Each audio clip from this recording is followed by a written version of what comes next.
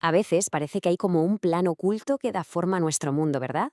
Unas reglas no escritas que deciden cómo se mueve el poder, la riqueza, los conflictos.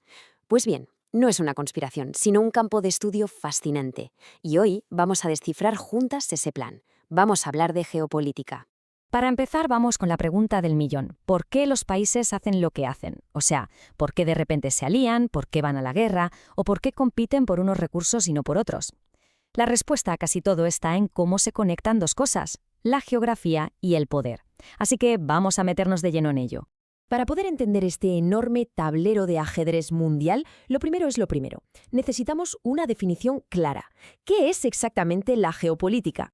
A ver, para que nos entendamos. La geopolítica lo que hace es analizar cómo la geografía de un país, dónde están sus montañas, sus ríos, si tiene costa o no, sus recursos, cómo todo eso influye en sus decisiones políticas y en cómo se lleva con el resto del mundo. No es solo dónde está un país, sino lo que implica estar ahí. Pero ojo, que esta idea tiene una historia complicada. Nació a finales del siglo XIX como un concepto académico más. El problema es que en los años 30 fue utilizada, por decirlo suavemente, por la ideología nazi para justificar su expansión. Esto, como es lógico, convirtió el término en un tabú durante décadas. No fue hasta los años 70 que resurgió, ya limpia de esas connotaciones, para ayudarnos a entender el mundo de la Guerra Fría y lo que vino después. Y esto nos lleva a lo más importante. La geopolítica es mucho más que mapas. La clave está en eso de múltiples variables. Pero claro, ¿cuáles son esas variables? ¿Cómo podemos ordenarlas para entender de verdad cómo funciona el poder en el mundo? Mirad, una forma muy buena de entender esas múltiples variables es imaginar el mundo no como un mapa plano, sino como si estuviera hecho de varias capas, una encima de la otra. Cada capa le añade una nueva dimensión al juego. La primera capa, la base de todo, es el planeta mismo, el suelo que pisamos, los recursos, el clima. Sobre esta base estamos nosotros, la humanidad, organizados en naciones. ¿Y qué usamos para relacionarnos con el planeta? La tecnología, que es la herramienta que nos permite cambiarlo todo y sacarle provecho a la energía. Vale, encima de esa base construimos la siguiente capa, la económica. Aquí es donde la cosa se pone interesante. Hablamos de las industrias que dan poder a los países, de las economías, que están todas conectadas, del sistema financiero global con sus bancos, sus monedas y, por supuesto, de las gigantescas corporaciones multinacionales. Esta es la maquinaria que realmente mueve el mundo. Y ahora la pregunta es, ¿cómo se controla todo esto? Pues ahí entra la tercera capa. Aquí tenemos los sistemas de control. Por un lado, el poder militar, para atacar y defenderse.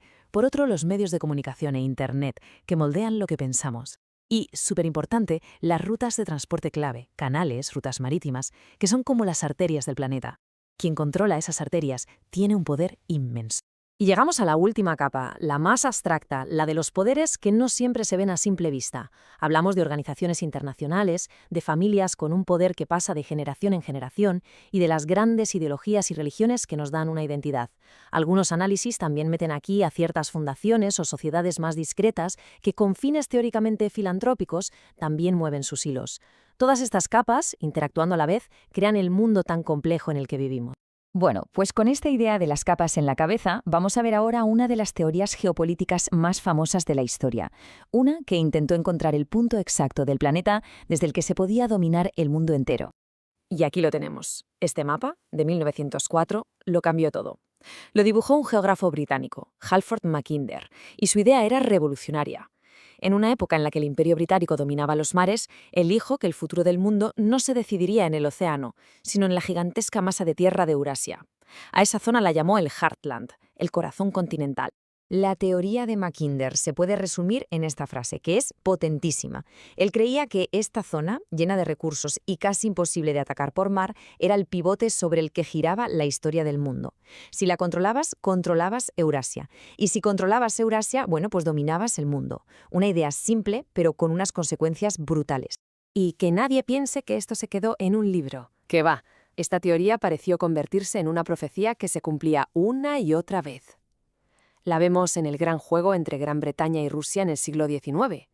La vemos de forma clarísima en la invasión de Hitler a la Unión Soviética, que era un intento literal de conquistar ese corazón continental.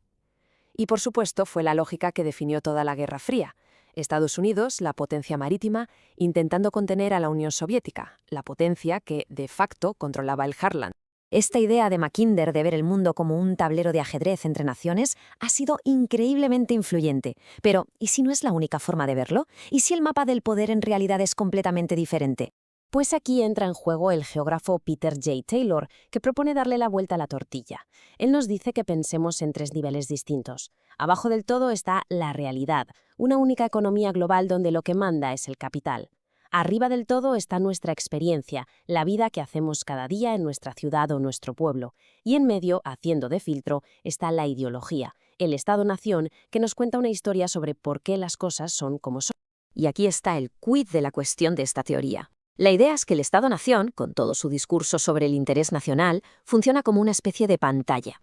Nos impide ver la conexión directa entre lo que pasa en la economía global y lo que nos pasa a nosotros. Por ejemplo, si cierra una fábrica en nuestra ciudad, nos lo explican en clave de competitividad nacional, cuando a lo mejor la causa real es una decisión de inversión que se ha tomado en la otra punta del mundo para ganar más dinero. Total, que esto nos deja con 2 maneras muy distintas de ver el mundo. Por un lado, la visión clásica, un tablero de ajedrez donde los países son los jugadores y luchan por sus intereses. Y por otro, esta visión más crítica, una única economía mundo donde los países son más bien marcos ideológicos dentro de un sistema más grande, cuyo único objetivo es acumular capital a escala planetaria. Y con todo esto, llegamos a la pregunta final. ¿Con qué nos quedamos? ¿Es el mundo ese tablero de ajedrez de Mackinder? ¿Es esa estructura compleja de capas una encima de otra? ¿O es un único sistema global que nos llega como filtrado por la ideología de nuestra nación? Quizás la respuesta no sea elegir una de las 3. Quizás la verdadera clave sea entender que todas pueden ser ciertas a la vez, y que el truco está en descifrar cómo encajan para dar forma a ese plano oculto del mundo.